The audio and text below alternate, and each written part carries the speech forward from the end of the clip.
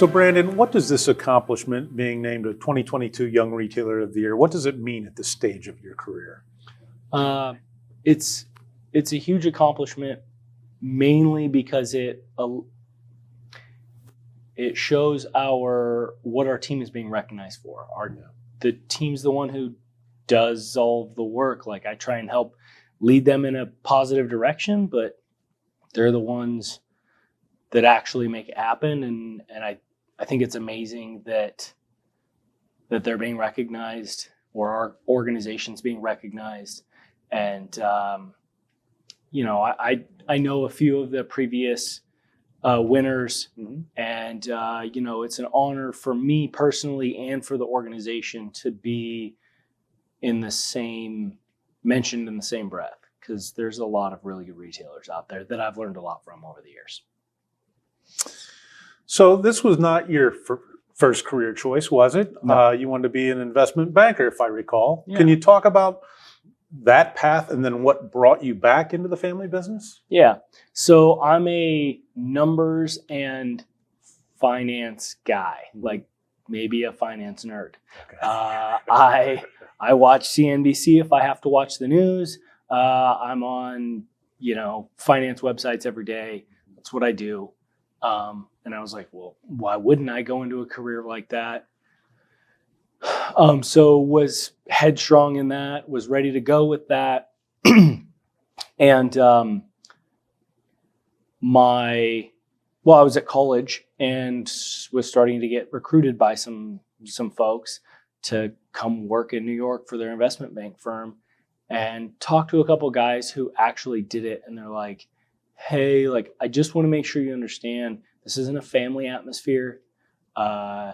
People don't stay married, people, all of those kinds of things. And so I was like, okay. And then my dad was trying to run the store by himself, and it was taking a toll on him as well. And so I added all those things together and was like, hey, I'm going to come back. I'm going to help us get the business like streamlined and on the right path. And yeah. Okay. Very good. So the three pillars of this award are career accomplishments, community involvement, and hardware education. We'll take these one at a time. So what stands out in your mind, Brandon, as your greatest career accomplishment so far, and who helped you achieve that? I think that my biggest accomplishment is providing a better place to work and a better culture for the employees, and for shoppers as well, than when I first started.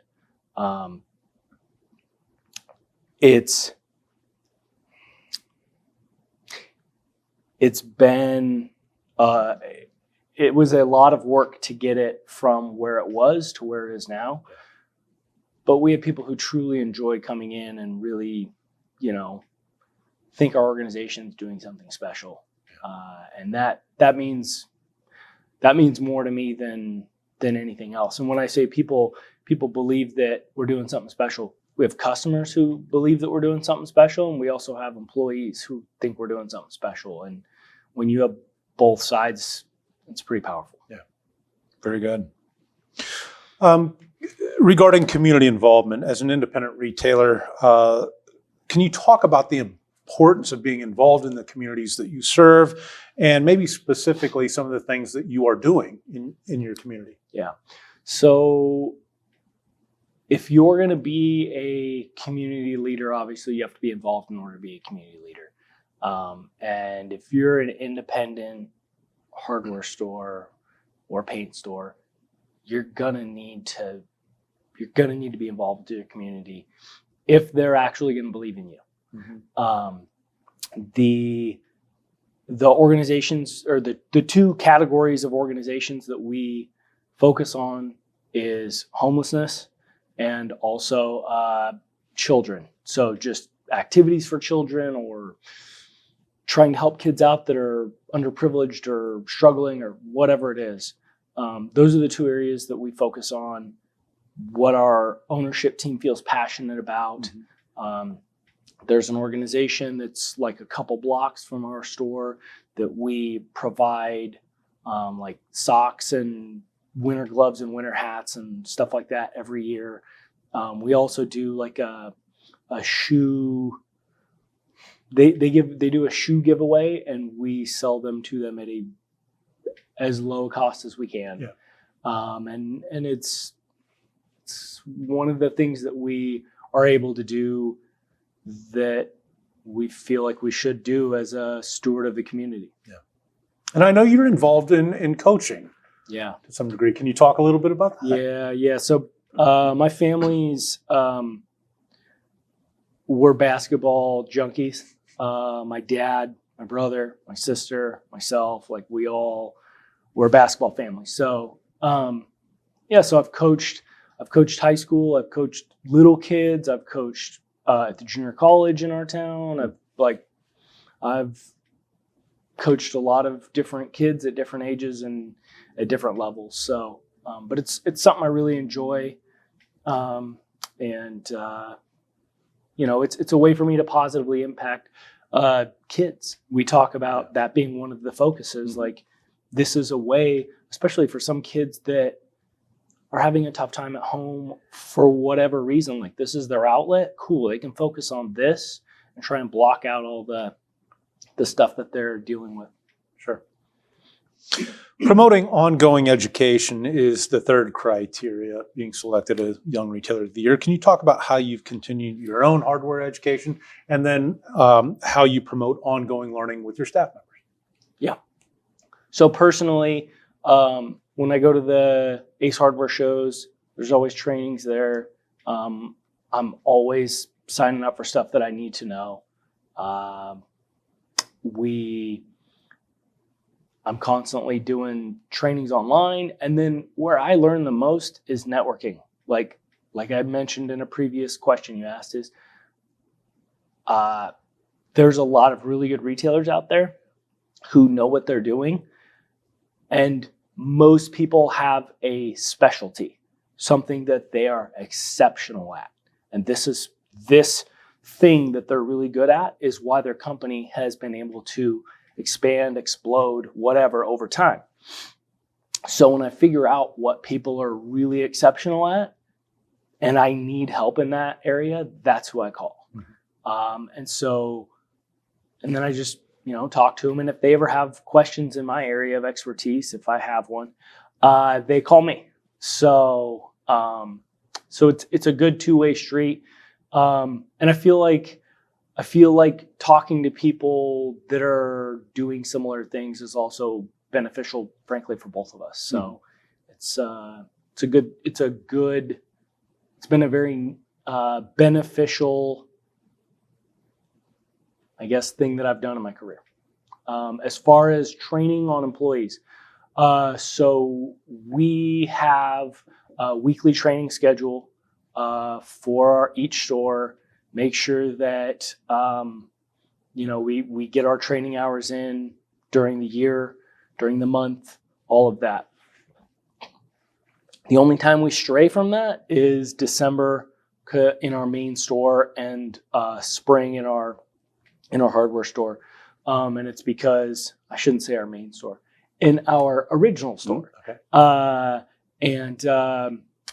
And the reason is they're just too busy for us to be training for a 6-week period or whatever. And then as soon as the 6-week period's over, we get back into training. But we do at the sales associate manager level, there's not only training like on the computer, but there's also person-to-person training as well. So there's a little bit of mentoring and things like that as well. And, I'm so fortunate that we have so many employees who've been with us for a long time that have stayed, enjoy what they do, and they want to teach whoever's coming in how to help the customer and help them as well. So the last 2 years has obviously been crazy with the pandemic. What are some of the most valuable lessons you've learned during the past 2 years? I think the number one is that people need people. Like they want to be around their neighbors. They want to be around their friends. They want to I don't think people realized how big of a deal that was we're social creatures, but I don't think people realized it until we all had to isolate. And then it was like, oh, Yeah. oh, this is a problem. Like we've got people who it's creating problems for. And so I think that's probably the biggest large scale thing that I've noticed in our industry. Obviously, the supply chain being broken has caused a ton of disruption. And it's changed the way our organization operates, where before we were much more just-in-time inventory. Mm-hmm. And I'm sure that's how everybody that is successful is operating right now. And now if we can get product, we're like, oh, well, we're back the truck up, load it up, let's go. And we'll just sit on the inventory as long as we need to, because we don't know when we're going to be able to get inventory again. It might be 2 weeks, it might be 2 months, it might be 2 years. So anyway. In your opinion, as an independent retailer, Brandon, what are some of the biggest opportunities you see? The biggest opportunities I see is being customer focused. So customer service and convenience plays a very large role in that. The internet has changed the game for everybody. And it's really easy to order stuff online. Like I could order stuff in the next 60 seconds if I pulled my phone out. So because of that, customers now expect convenience at the store level as well. Whereas 10 years ago, customers were much more patient. They were like, hey, you're helping me. I appreciate it. Thanks. I know it's taken a while, but it's okay. Now, no, nope, life's moving too fast. They don't need the headache. So convenience, I think convenience focused is going to be what independent retailers have to do well in order to succeed. And then a lot of the convenience part for our organization is customer service, where if you're not waiting on customers, you're not more convenient than your competitors, and therefore they're not shopping with you. So what are your goals for the future, both short-term and long-term, for you and for the company?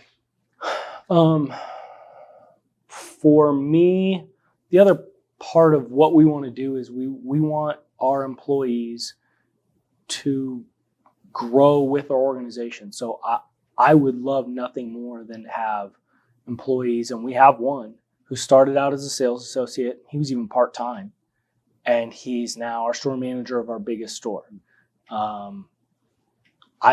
Success stories like that are amazing. Yeah, that's very rewarding. Our assistant manager at our bigger store has been with the company for 15 years, started out as a sales associate, worked her way up. The success stories like that are amazing, and I'd love to have more of those.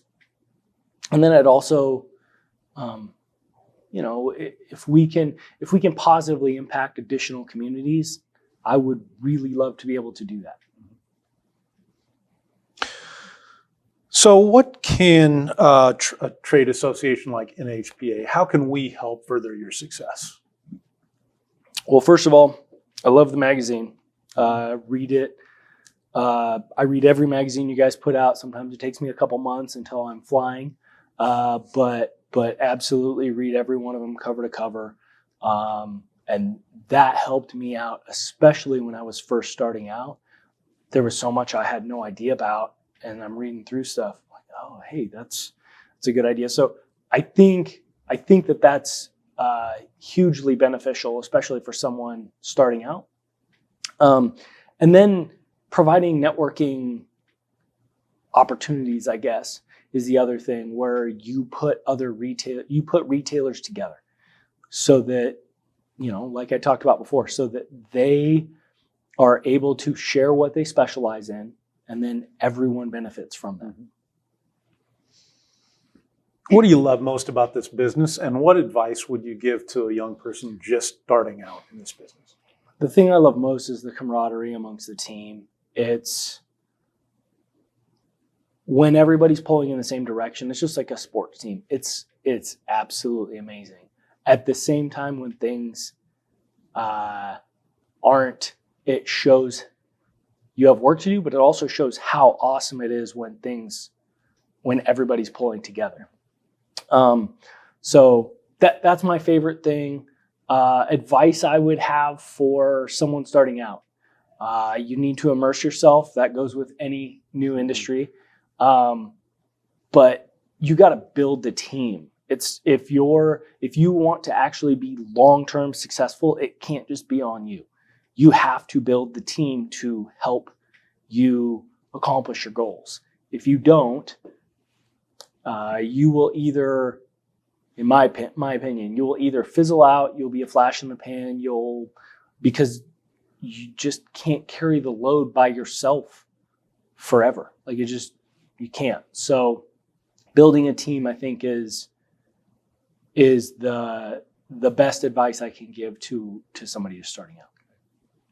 I'm sure there's some folks you would like to thank. Yeah.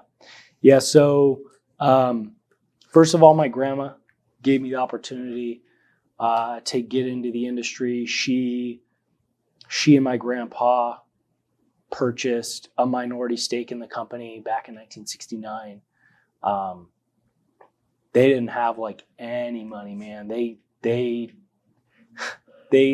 everything that they had to own what they owned, and so it's pretty amazing. She helped ran the company for about 40 years after that, and then I got out of college. My dad had been in the organization for about 2 years at that point, 2.5 years, and then I got out of college, and we went from there.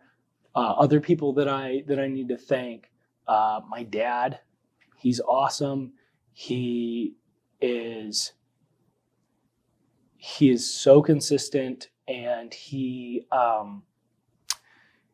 also realizes that his hunger for growth is not what my hunger for growth is.